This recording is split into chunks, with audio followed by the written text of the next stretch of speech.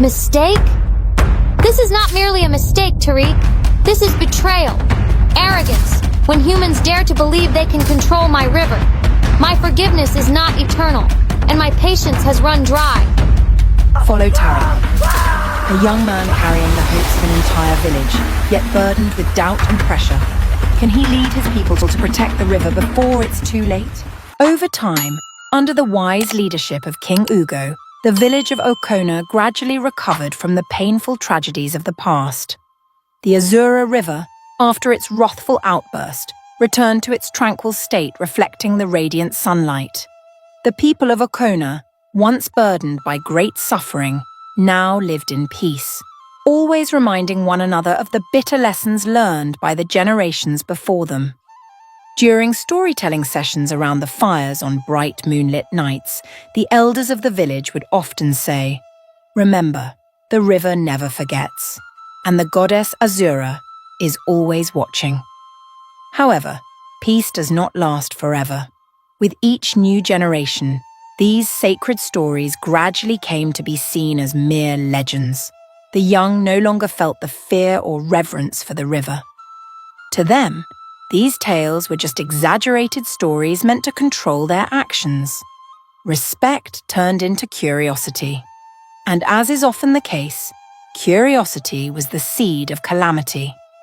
In this new generation, Tariq, the only son of King Ugo, stood out as an intelligent, brave, and ambitious young man.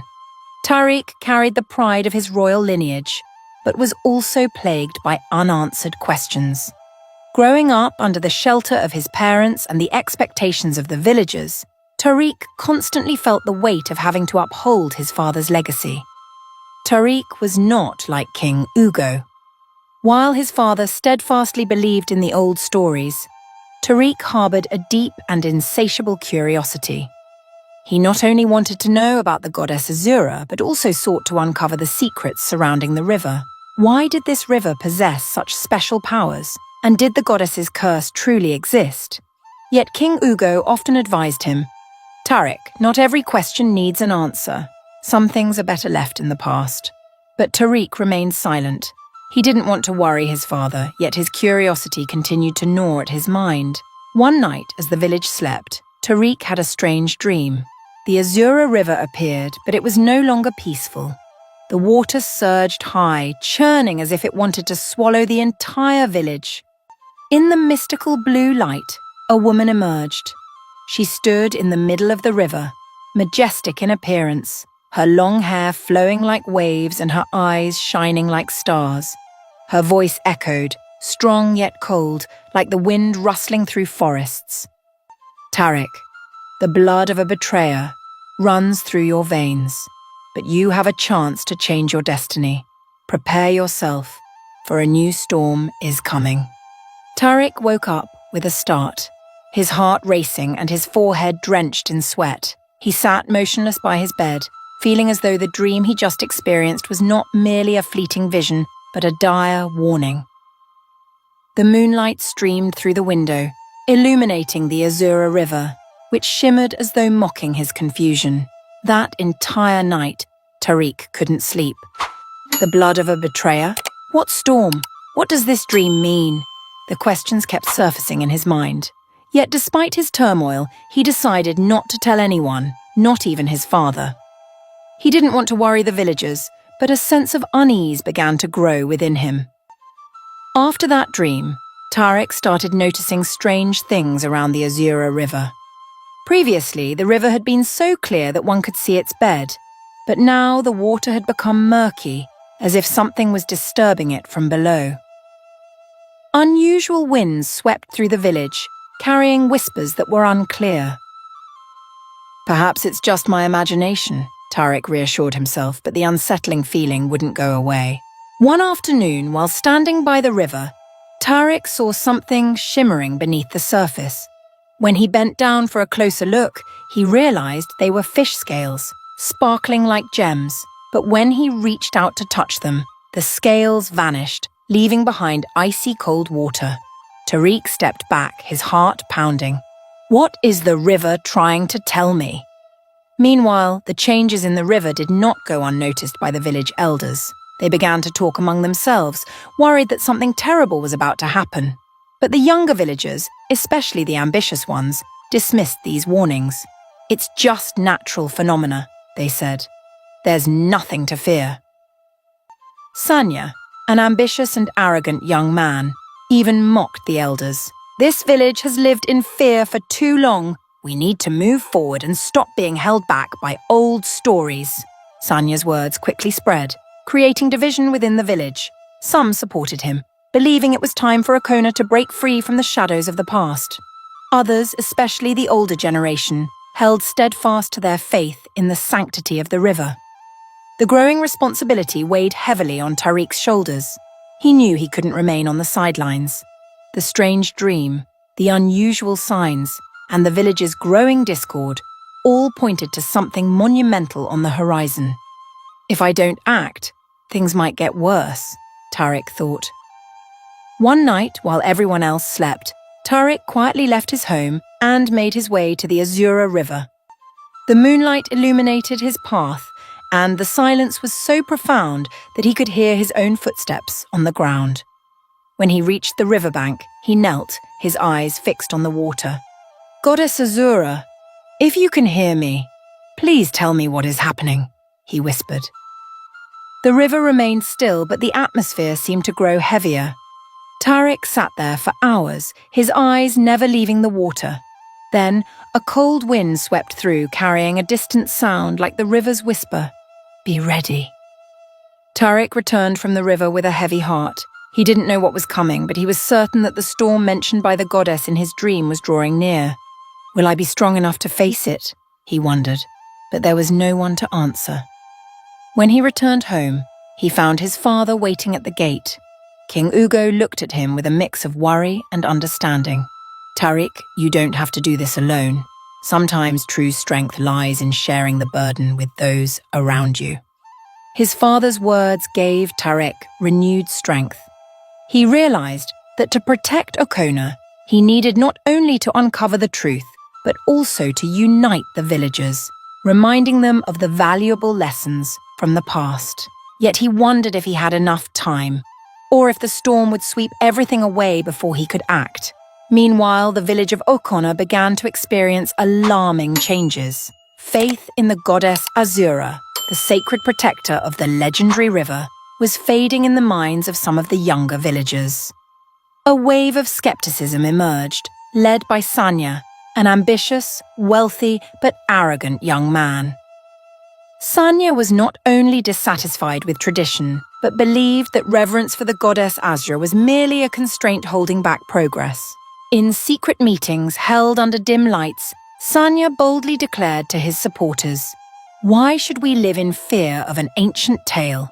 The Azura River is a precious resource left by our ancestors. We not only have the right to use it, but also an obligation to exploit it to build a glorious future for Okona."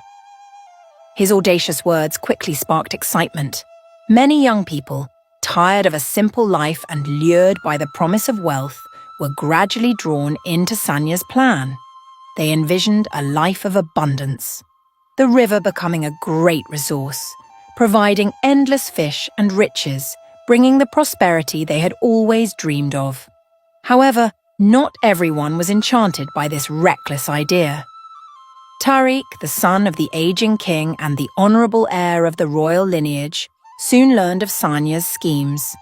Tariq had grown up with the legendary tales of the goddess Azura, viewing them not just as myths, but as guiding principles for life.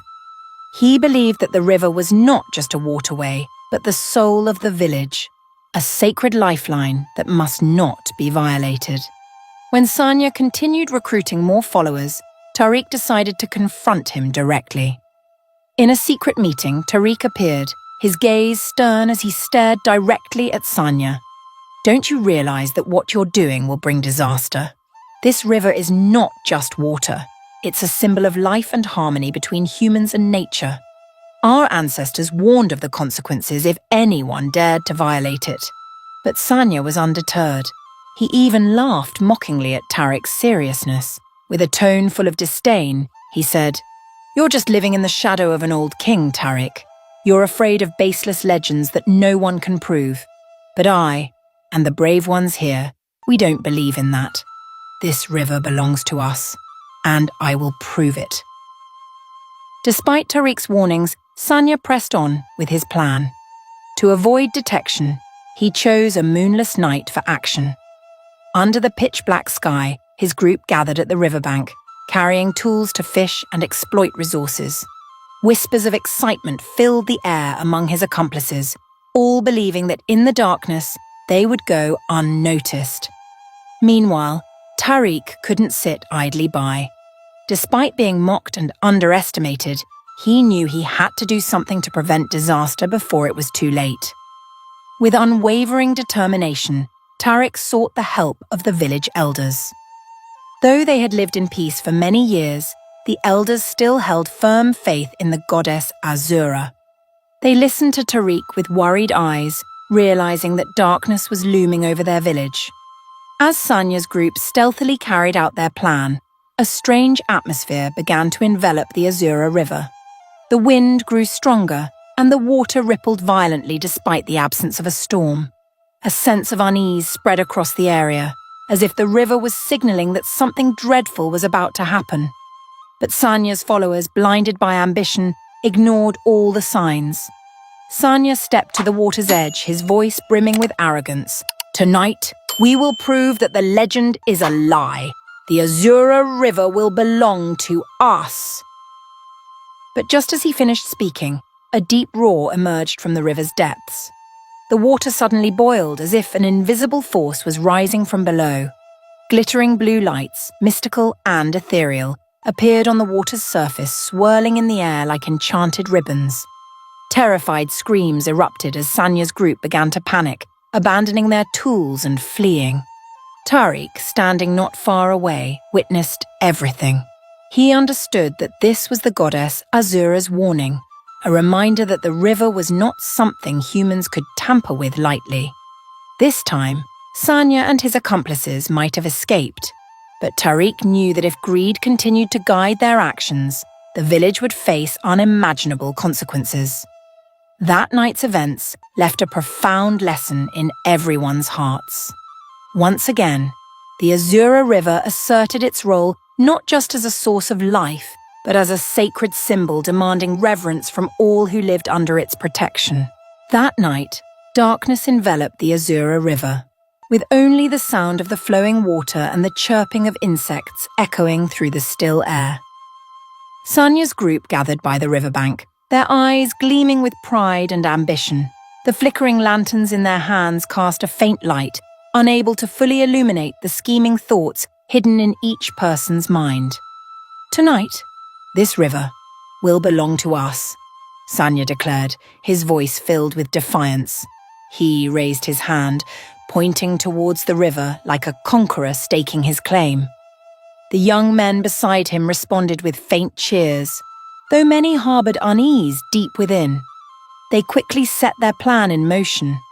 Nets were cast and tools for extracting resources were readied. The Azura River, usually calm like a mirror reflecting the night sky, began to ripple gently, as if in warning, but the group ignored it, believing that darkness and their courage would shield them from any harm. As the first nets were pulled up, the water suddenly surged violently. A cold wind swept through, extinguishing their lanterns. The space was abruptly plunged into darkness, leaving only the howling wind and the sound of the river rising angrily. The young men standing by the riverbank began to panic. "What's happening?" one of them stammered, his voice trembling, but no one had an answer. Suddenly, an eerie blue light appeared on the water, twisting and turning like a living spirit. It spread across the river, transforming it into a mystical yet menacing scene. From the middle of the river, a deep, powerful voice echoed, like a roar from the depths of the earth. "Who dares defile my river?" The words struck fear into everyone's hearts, like a sacred curse piercing their souls. The group panicked, abandoning their tools and fishing nets, scrambling to escape. But the Azura River was not about to let them go so easily. Massive columns of water erupted from the surface, spiraling like giant hands, grabbing each person one by one. Terrified screams filled the night, blending with the roaring river, creating a chaos never seen before. Sanya stood frozen at the riverbank, his eyes wide as he stared at the swirling blue light around him. He shouted hoarsely, his voice filled with defiance. "This is just a myth. You cannot harm me. I am not afraid." But the river seemed to need no reply. A colossal column of water rose from its depths, towering so high it blocked out the starry sky. It wrapped around Sanya, pulling him into the violent vortex. The blue light engulfed his body, gradually rendering him invisible to everyone's eyes. His final scream echoed through the night before he completely disappeared beneath the surface. The others desperately tried to escape, but only a few managed to make it back to the village. They stumbled through the darkness, their faces pale, their breaths ragged. Upon reaching the village, they collapsed on the ground, stammering as they recounted what had happened. The villagers, awakened by the commotion, gathered around the survivors. "What happened?" someone asked, their eyes full of confusion. "The blue light. It appeared. Sanya was pulled into the river," one of them stammered, their voice trembling with fear. The disjointed words cast a heavy silence over the crowd. From the oldest to the youngest, everyone understood that the Azura River had punished those who dared to violate it. Tariq, the only one unsurprised by the events, stood quietly at the edge of the crowd. He had tried to warn them, but no one had listened. Looking at the stunned faces around him, Tariq knew that this lesson would be etched into their minds forever. Yet deep down, he couldn't help but wonder, would this event be enough to curb the greed of others in the village? The Azura River, after its furious outburst, returned to its tranquil state, but its calm exterior now carried an entirely different meaning. To the survivors, the river was no longer just a source of water. It was a reminder, a symbol of sacred power and divine wrath. They knew that from now on, no one would dare to disrespect the river again. However, the question lingered, hanging in the air. Where had Sanya gone? Those who witnessed that night would never forget the final moment when the blue light consumed him. Some believed he had been sentenced by the river, his soul forever imprisoned in its deep waters. Others whispered that he might still be alive, but had been transformed, not in body, but in spirit. In the nights that followed, the villagers avoided the river after dark. They said that if one listened closely, they could sometimes hear whispers from the river, a warning to anyone who dared to challenge it again. At dawn, the faint light of the sun spread over the village of Okona, but it failed to dispel the darkness lingering in the hearts of its people. The village square was unusually busy, not because of preparations for a festival, but due to the worry and confusion sparked by the terrifying rumors from the night before. The few survivors from Sanya's group recounted haunting tales of blue light, thunderous roars, and the wrath of the Azura River. Each word they spoke was like an icy gust, piercing through the crowd and leaving everyone shivering. Tariq stood silently at the edge of the square, his heart heavy. He knew it was time to break his silence.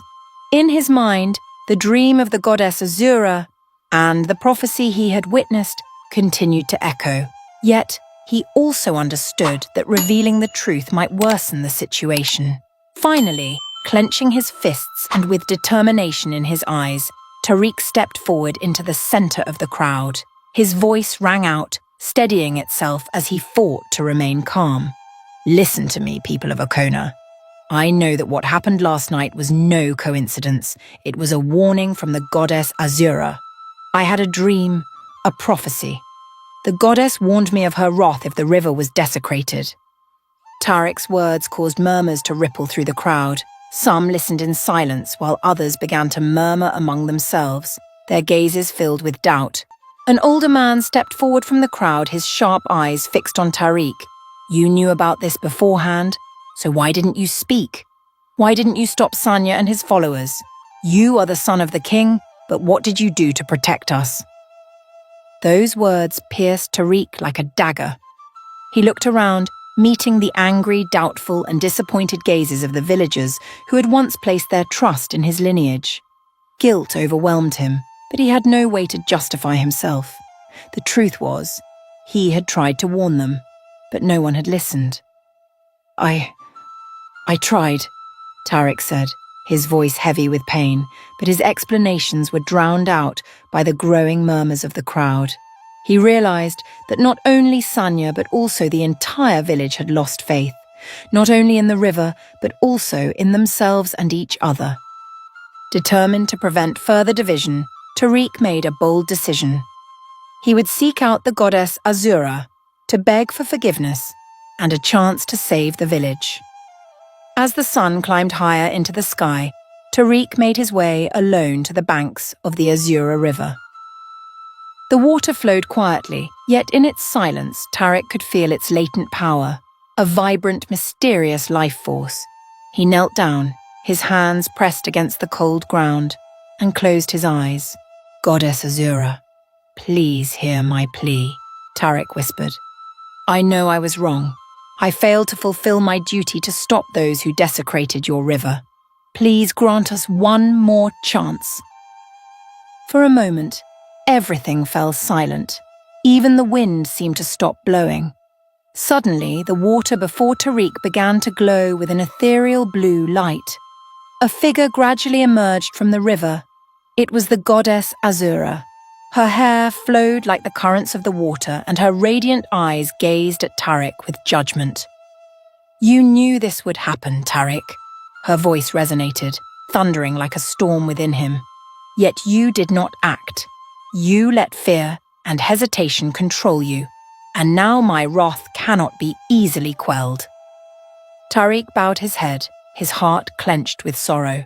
Trembling, he replied, "Goddess, I admit my failures, but I beg for your mercy upon the villagers. They are but weak humans, blinded by greed and ignorance. Please give them a chance to atone. I am willing to sacrifice myself if it can ease your wrath." Tariq's words momentarily surprised the goddess Azura. Her gaze softened, though her voice remained firm. Sacrifice is not always the solution. Courage lies not just in giving yourself up, but in your ability to lead and inspire those around you. If you wish to save the village, prove to me that my faith in you is not misplaced. Restore the villagers' reverence for the river, or you will witness their destruction. The goddess vanished, the blue light gradually fading, leaving Tariq alone by the riverbank. This time, however, he no longer felt alone or afraid. He knew what he needed to do. Returning to the village, Tariq took action. He sought out the elders, the ones who had told him stories of the goddess Azura when he was a child. With their help, he organized a grand ceremony to seek forgiveness from the goddess and educate the villagers about the sacred meaning of the river. He called on everyone to abandon their greed, unite, and protect the river together. Initially, doubt lingered among the villagers. But when Tariq stood in the center of the square speaking about his love and responsibility for the Azura River with heartfelt conviction, the villagers' gazes began to shift. They no longer saw a young, inexperienced boy, but a true leader willing to stand for his community.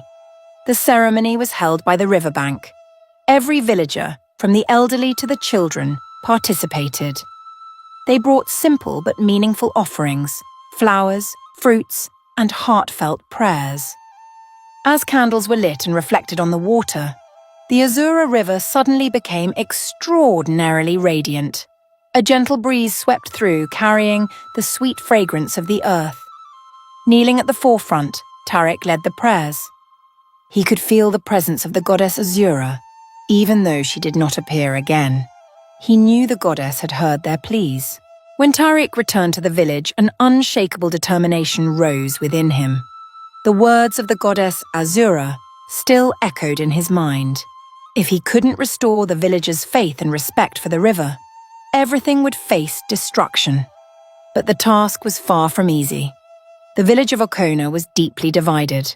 Some people remained skeptical, swayed by Sanya's manipulative rhetoric.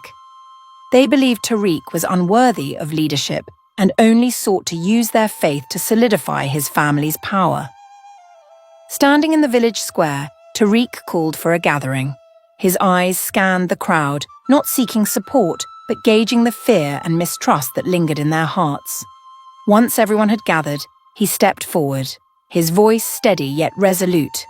"I know many of you doubt me, but hear me out, not because I am the king's son, but because I am one of you, someone who wants nothing more than the survival and happiness of us all." Tariq began recounting everything, from his prophetic dream to his encounter with the goddess Azura.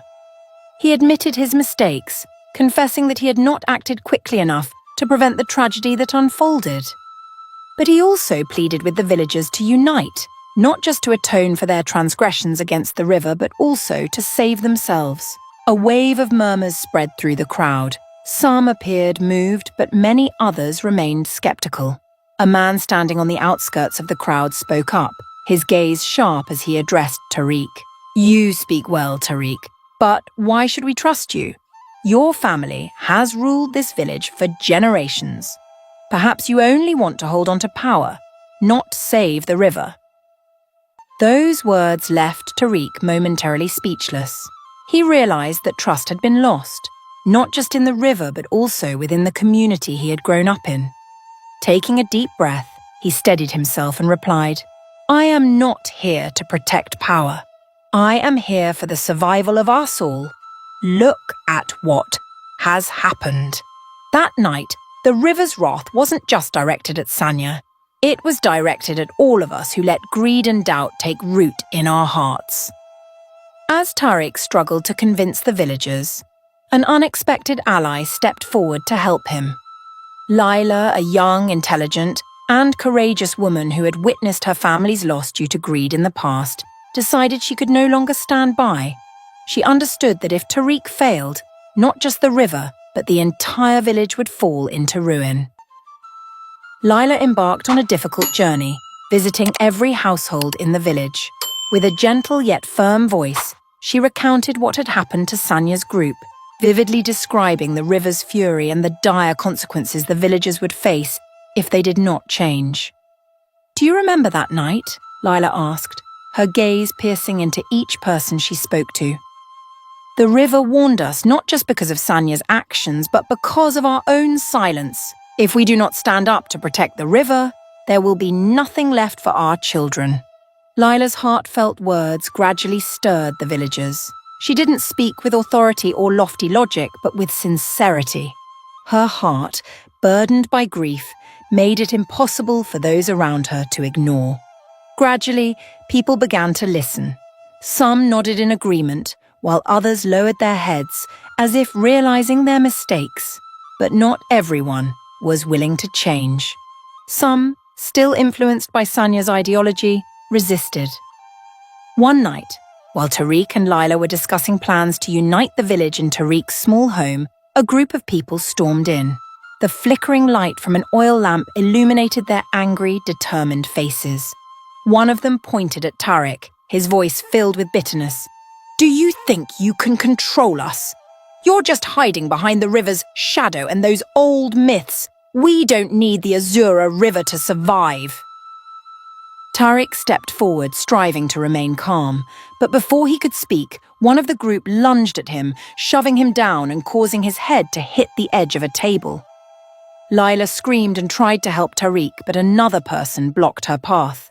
Despite the pain, Tariq forced himself to stand, his eyes resolute. He looked directly at his attackers, his voice firm and fearless. "You can hurt me, but you cannot harm the truth. Don't you see that your actions are destroying this village? If you continue, the consequences will not just be the river's wrath. It will be the end of all of us." Tariq's words seemed to freeze the air in the room. A heavy silence fell, as if the entire space was holding its breath. The attackers began looking at one another, their gazes wavering. For the first time, they seemed to grasp the truth in Tariq's words. One of them, his face showing regret, released Lila and stepped back. Maybe he's right," he murmured, his voice trembling. "We were wrong." The rest of the group began to withdraw one by one until only Tariq and Lila were left in the room. Tariq, breathing heavily, no longer looked weak. He had won, not with force, but with the truth. The next day, Tariq and Lila led another village meeting. This time, no one doubted their words. Together, the villagers organized a ceremony to seek forgiveness from the goddess Azura. By the riverbank, candles were lit and prayers were offered, sincere and full of hope. When the ceremony ended, the Azura River suddenly glowed brilliantly. Ethereal blue light spread across the village, accompanied by a gentle breeze that brought a sense of peace.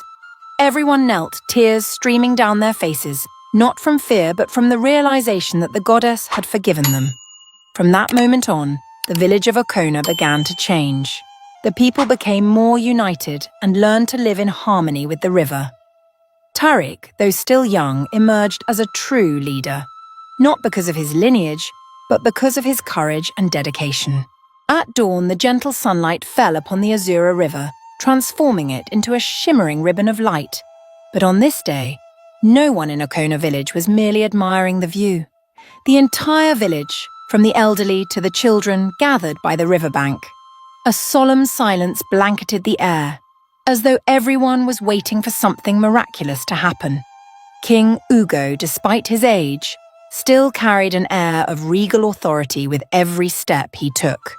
He moved forward, accompanied by Tariq, who stood tall despite the aching wounds from the previous night's attack.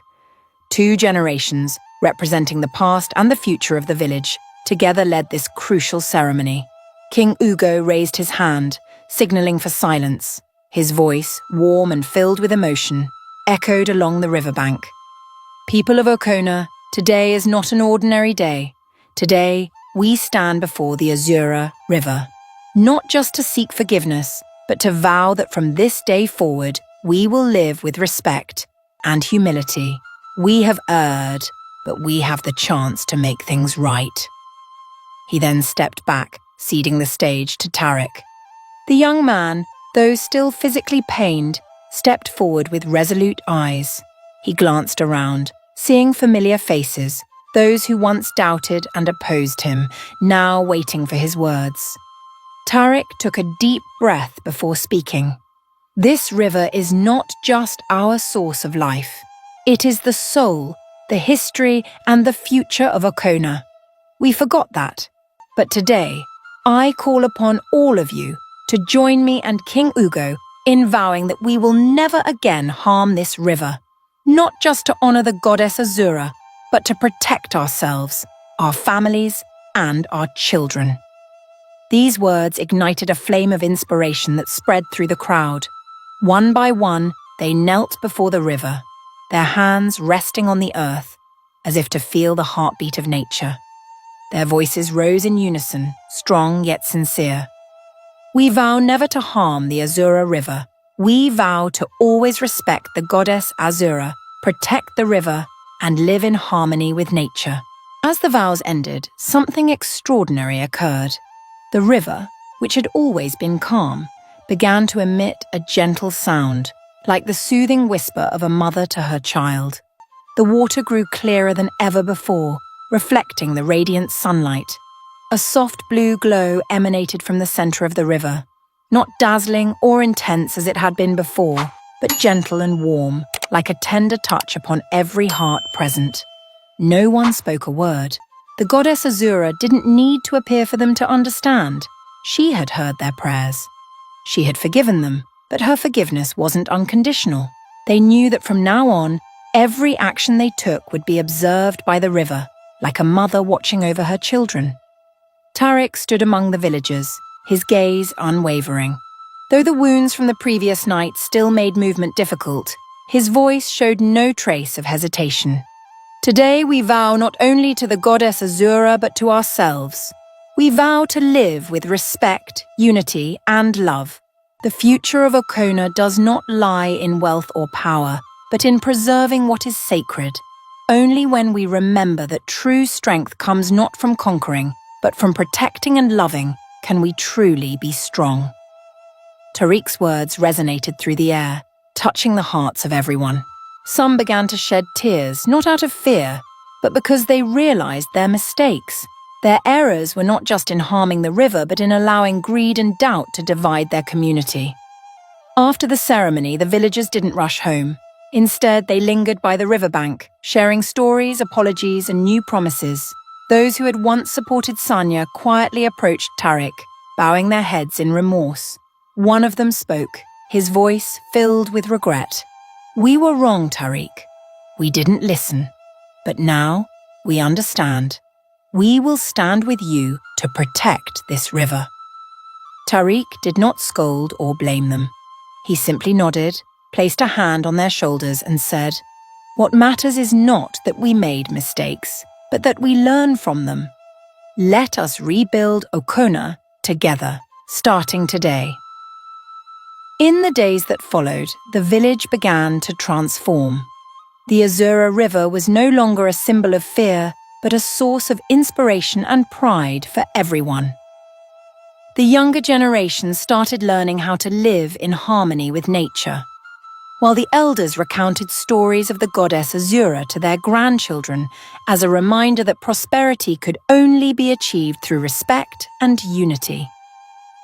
To the villagers, Tariq was no longer just King Ugo's son. He became a symbol of hope and courage. No one doubted his leadership anymore, for he had proven that despite his youth, he possessed the wisdom and perseverance to guide them through the most challenging times. One evening, as the sun set, Tariq stood by the Azura River, watching its waters reflect the vibrant hues of orange and red. Laya approached him, smiling warmly. "You did it, Tariq.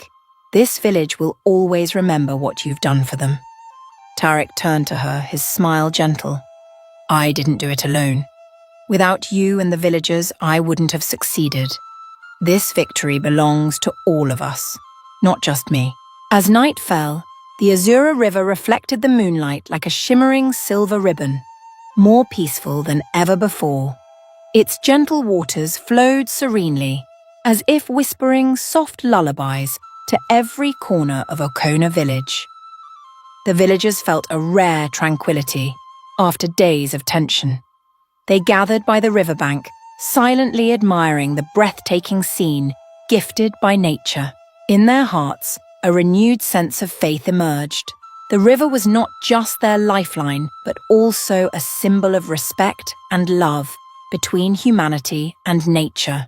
Yet while the village drifted into a peaceful slumber, one person could not rest. Tariq stood atop a large rock by the river, his eyes fixed on the water reflecting the faint glow of the moon.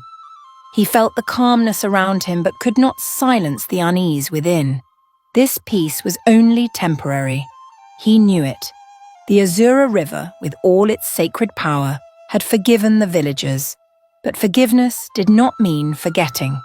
The darkness remained, not in the river, but in the hearts of people. Tariq wondered, would this tranquility last forever? Would the lessons from Sonna's downfall and the goddess Azura's wrath truly prevent greed and arrogance from resurfacing? Or would future generations, who hadn't witnessed the events of that night, forget and repeat the same mistakes? He looked around the village. The people of Okona, who once doubted and challenged him, had now begun to place their trust in him. But Tariq understood well that trust is fragile and must be carefully nurtured. Greed, like an underground current, always finds a way to seep through the smallest cracks. In the darkness of the night, Tariq recalled the goddess Azura's final words. Forgiveness is not eternal. It must be sustained by respect and responsibility. This was not just a lesson for the village, but also for himself. Tariq realized that to protect the Azura River, he would also have to safeguard the hearts and souls of the villagers. No river can remain eternally peaceful if the people living around it fail to cherish and protect it. But how could he ensure that? How could he prevent greed from returning? Tariq didn't have an immediate answer, yet he knew that change had to begin with him. He would be the keeper of the story, the one to retell the river's lessons to future generations, and the one to inspire the villagers to live in harmony with nature. As these thoughts swirled in his mind, Tariq raised his eyes to the star-filled sky. He asked himself, has Okona truly changed? Will I be able to do enough to protect the Azura River? And if the darkness returns, will I be ready to face it? He turned and walked back toward the sleeping village, his heart still full of unanswered questions. The moonlight cast his shadow on the ground, as if reminding him that his journey was far from over. It was not just a journey to protect the river, but also to protect the soul of the village and his own. What do you think of Tariq's journey? If you were in his place, what would you do to protect the Azura River and the village of Okona from greed and arrogance? Do you believe the goddess's forgiveness could truly last forever? Share your thoughts in the comments below. Don't forget to like if you found this story captivating, and subscribe to follow the next chapters of Tariq's quest to protect the Azura River. The story isn't over yet, and we're excited to share the thrilling developments ahead with you. Let's discover together, will Okona be able to overcome its next challenge? And the darkness Tariq fears. What is it really? See you in the next episode.